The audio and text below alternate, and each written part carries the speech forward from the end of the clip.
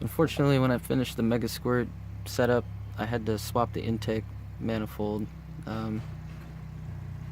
in order to use the throttle body I wanted to use, so I ended up using this intake tube here. Not the best, it kind of rubs up against the body, as you can see, but you know, that's another easy little thing to do on a weekend or something. Corrado G60 fuel injectors. I don't know if you can see them, they're the green tops. BBM fuel rail. These are pretty heavy duty ignition wires. New coil.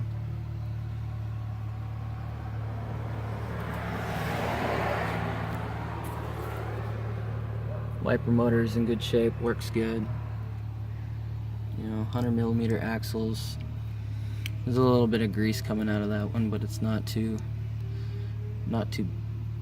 bad.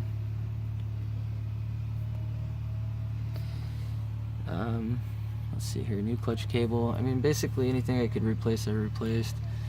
Again, you know, take into account this is a budget build, so this is not a build that I had tons of money to pour into. This is a build that I could, you know, put together with what I had, and it came out fairly decent, but not as great as I wanted it to be.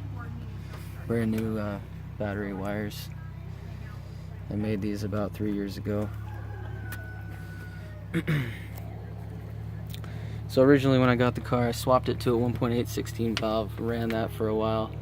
I wasn't happy with it because the engine had issues, so I swapped it over to this 2-liter 16 valve, which appeared to have been rebuilt. I have no proof of that. I don't know the history on it, but I know that it's a very healthy motor. You know, it doesn't consume oil, it doesn't really smoke. You know,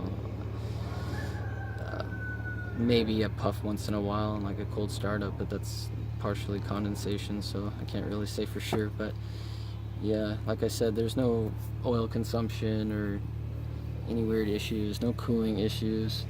The car runs nice and cool the way it should, fan functions the way it should.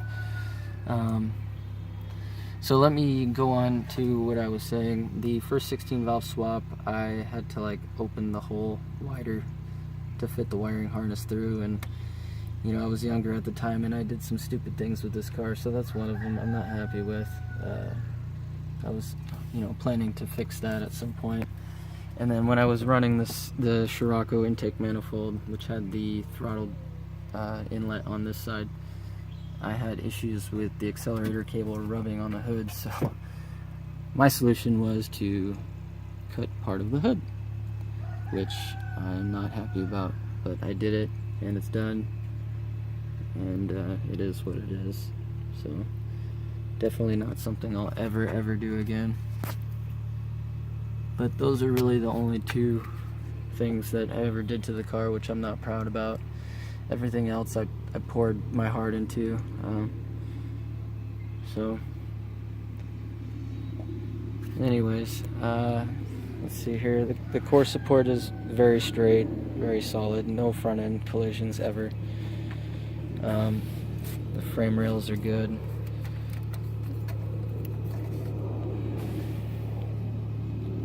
This is for the washer bottle. I still have the washer bottle. It's out right now because of the intake, you know. So there's a few things to definitely go over, but as far as running, driving, functioning, the car is there. Everything works in that department. No weird noises or anything like that. Maybe a few exhaust rattles, but you know, it's an old car, so anyways, I want to make sure I'm not missing anything. As I said, I have the original covers that go there for the heater. I have the heater motor. The alternator's new, so you won't have to worry about that. Timing belt is brand new tensioner. I did the valve cover gasket a while back, but it does seem to be seeping just a little bit from the rear here. It's not bad at all. It's just, I noticed it the other day. new ignition wires, cap rotor, the standard stuff. My future plan was to obviously take care of this dinosaur looking thing here. I wanted to upgrade the brakes, but it's still running the original Scirocco master and brakes all around, so that is probably something that you might want to consider changing at some point. So I think that's pretty much it. There's not much else. I mean, trying to be as open as possible about the car. I want whoever that buys the car, I want them to be very happy.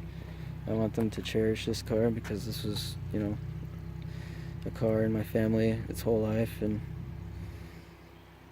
it's just, you know, it's that time. It needs money and it needs attention and love, and I just can't give it to it anymore.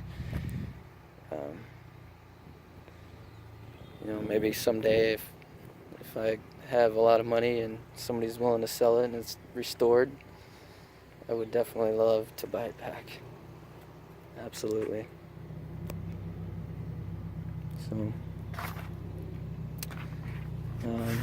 I just sprayed some primer over that ugly thing because it was just really ugly looking. Not that it's any better looking, but it's not as bad. So okay, enough of my rambling. I pretty much showed everything I could possibly show about the car. You know, regardless of the ugly stuff. I mean, you know, you step back and it's a 1981 car. I mean, it's still a beautiful car. So anyways, that's it.